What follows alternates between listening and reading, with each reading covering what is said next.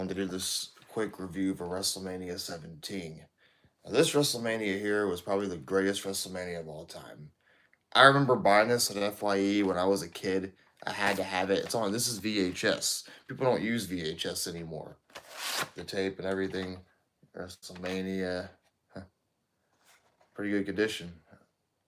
But thing is, I had this ever since I was a kid, and I would never have guessed that in the years of wrestling that this would still be probably the greatest WrestleMania of all time, next to maybe WrestleMania 19. But I already know the whole show by heart and how it was and everything, and with the opener being Chris Jericho versus William Regal for the Intercontinental Championship. You had TLC 2, Triple H versus The Undertaker, Stone Cold versus The Rock, of course, and a lot of other great matches. Um, Kurt Angle versus Chris Benoit, which was a really good match. But the thing about this WrestleMania was it marked the end of the Attitude Era. I mean, The Rock and Stone Cold. They had other matches, like I think they had another match at Rebellion in the same year, and then they had another match at WrestleMania 19. The Rock and Austin was probably the greatest feud of all time, in my opinion. Um, I also had Ivory versus China, which is kind of just a squash match. China was just beating everybody. Test versus Eddie Guerrero, which was a pretty good match for the European Championship. It was kind of just there because Eddie Guerrero challenged him to a match on Raw or whatever the highlights with it and everything. APA and Taz versus Right to Censor, and people argue that the Right to Censor were buried in this match by the APA. I mean, the Right to Censor were on a roll all year long, and the Right to Censor, a very underrated heel staple. I mean, they were pretty good. But yeah, oh yeah, almost forgot. Shane McMahon versus Mr. McMahon with Mick Foley as a special guest referee. Now there were two matches in this WrestleMania they thought they were gonna do. They thought about doing Mike Tyson versus Triple H and Mick Foley versus Vince McMahon. Those were going to be other matches. Mike Tyson versus Triple H in a boxing match to continue their feud, which I think that would have actually been okay in a weird way. I don't know if he would have put Mike Tyson over, if Mike Tyson would have just beaten Triple H, and that would have been it. Because if you remember WrestleMania 14, Mike Tyson turned on DX and joined Austin. Um, Undertaker was 9-0, defeating Triple H. Just when the streak was kind of just there, no one really cared for it. But as a kid, I wanted Undertaker to beat Triple H. The Dudley Boys versus Edge and Christian versus the Hardys. The last time these three teams ever faced each other in a match, TLC 2 was like one of the matches of the year in 2001.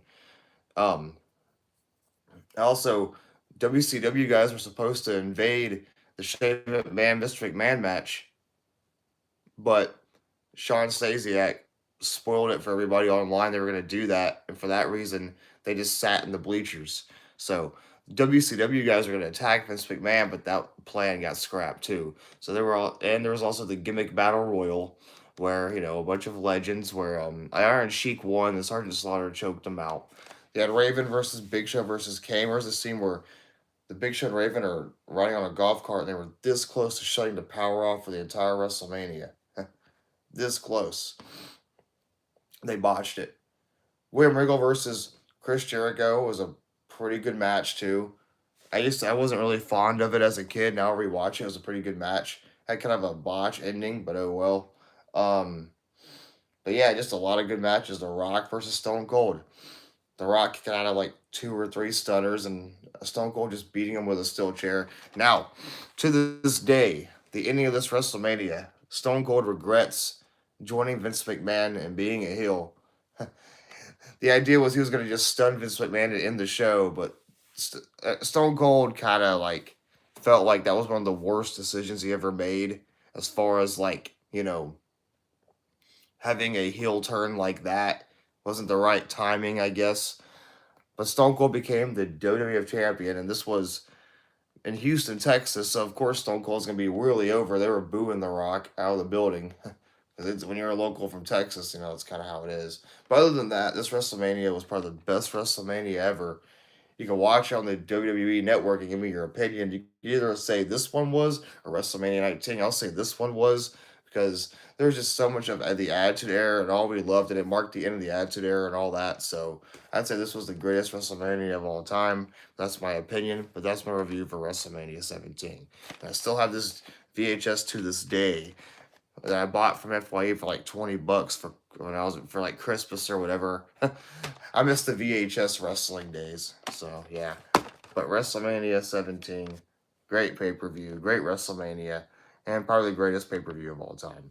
And that's all I want to say, people. Thank you for watching. Have a nice day, and peace out, everybody.